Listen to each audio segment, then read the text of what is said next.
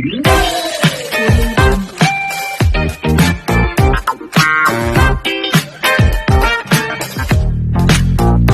सभी को। मैं मत्तू केवट। मैं आज आपको कक्षा 5वीं परिसर अध्ययन भाग 2 में पाठ क्रमांक 7 आवास से लेकर गांव बस्ती तक, इसके बारे में मैं आज आपको जानकारी दे रहा हूं कि मनुष्य ने आवास से लेकर, यानी आवास कैसे बने, बस्ती कैसे बनी और गांव किस तरह से बसें, इस पाठ में यही जानकारी दी गई है। तो इसके मेन मुद्दे हैं, देखिए, आवास है, अस्थाई आवास है, गांव है और बस्ती है।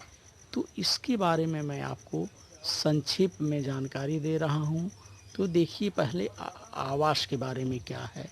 आवास के बारे में देखिए, हमने क्या किया।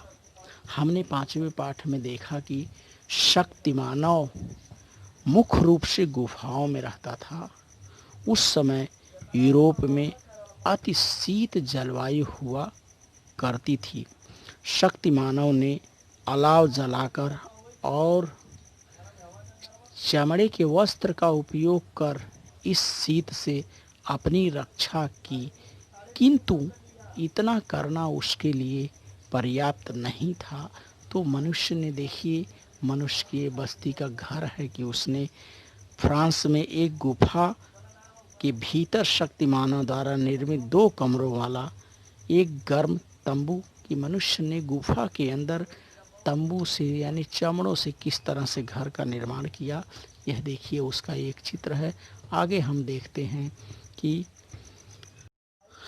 अतः उसने गुफा के भीतरी हिस्से पर प्राणियों के चमड़े लगाकर गर्म तंबू खड़े किए। जहां आवश्यकता थी वहां उसने खुले स्थानों पर भी झोंपड़ियां बनाई। तो इस तरह से मनुष्य ने अपना आवास बनाना आरंभ किया। आगे हम देखते हैं कि अस्थायी आवास मनुष्य ने किस प्रकार निर्मित किया। तो अस्थायी आवास के बारे में हम जानकारी प्राप्त करते हैं। मध्याह्न युगीन कालखंड में बुद्धिमान मानव ने के समूहों ने संपूर्ण विश्व में बस्ती बनाई थी। मध्याह्न युग में जलवायु गर्म होने लगी थी, संपूर्ण पर्यावरण में परिवर्तन हो रहे थे। अतः मध्याह्न युग में बुद्धिमान मानव की भोजन पद्धति में भी बदलाव हो रहा था और बड़ी मात्रा में हुए शिकार और पर्यावरण में हुए परिवर्तन के कारण मध्याह्न युग तक मैमोथ जैसे विशालकाय प्राणी नष्ट होने लगे थे। अतः शिकार करने के साथ साथ बुद्धिमान मानव बड़ी मात्रा में मछली पकड़ने का कार्य करने लगा। अब वह जंगली सूअर, हिरन, पहाड़ी भेड़ बकरी जैसे छोटे प्राणियों का अधिक मात्रा में शिकार करने लगा।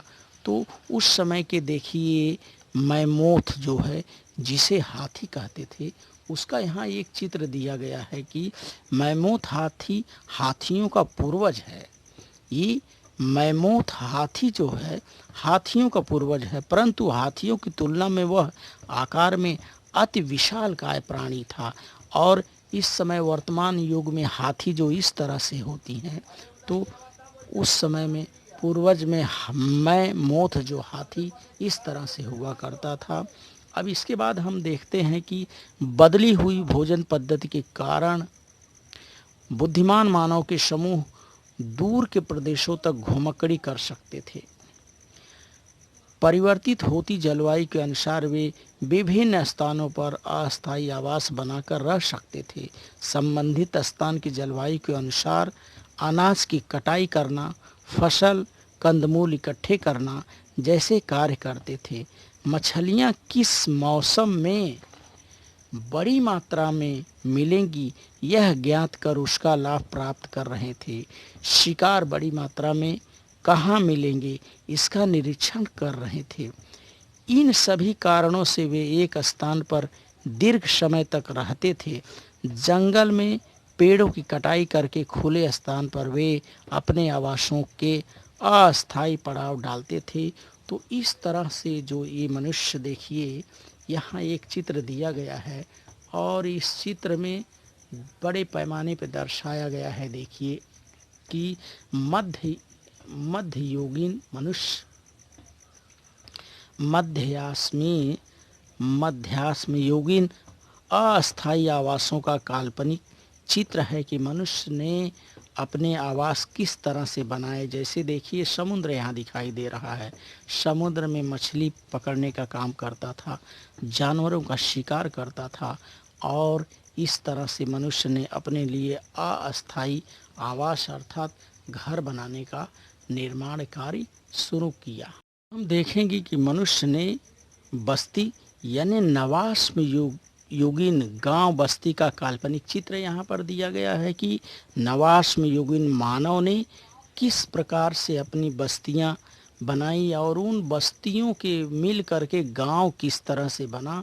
तो यहाँ एक काल्पनिक चित्र दिया गया है कि नवाश्म युगीन मानव ने गांव और बस्ती का निर्माण किस तरह से किया। तो अब हम आगे देखते हैं कि गांव और बस्ती का निर्माण नवाश्म युग के मानव ने किस तरह से किया। तो देखिए नवाश्म युग के मानव की जीवन पद्धति पुराश्म युगीन और मध्याश्म युगीन जीवन पद्धतियों की तुलना में पूर्णतः भिन्न थी। इस कालखंड में मनुष्य अनाज का उत्पादक बना, अर्थात मनुष्य ने अनाज उत्पादन करना शुरुआत कर दिया था। खेती का प्रारंभिक होना यह नवाश्म युगीन संस्कृति की विशेषता है, अर्थात नवाश्म युग में ही खेती का जो क्या हुआ विकास हुआ है। शिकार करने और फल कंदमूल इकट्ठा करने का निरंतर घूमना पड़ता था, परंतु अब दीर्घकाल तक पूरा पड़ेगा इतने अनाज का प्रबंध करना खेती के कारण संभव हुआ। अतः इस कालखंड में निरंतर शिकार करने की आवश्यकता नहीं रह गई। मनुष्य ने जब खेती का आविष्कार कर लिया और अनाज पैदा करने लगा तो उसने धीरे धीरे प्रतिदिन शिकार करने की आवश्यकता उसको नहीं पड़ती थी। अब आगे हम देख रहे हैं कि परिणाम स्वरूप निरंतर घूमने की भी आवश्यकता नहीं रह गई।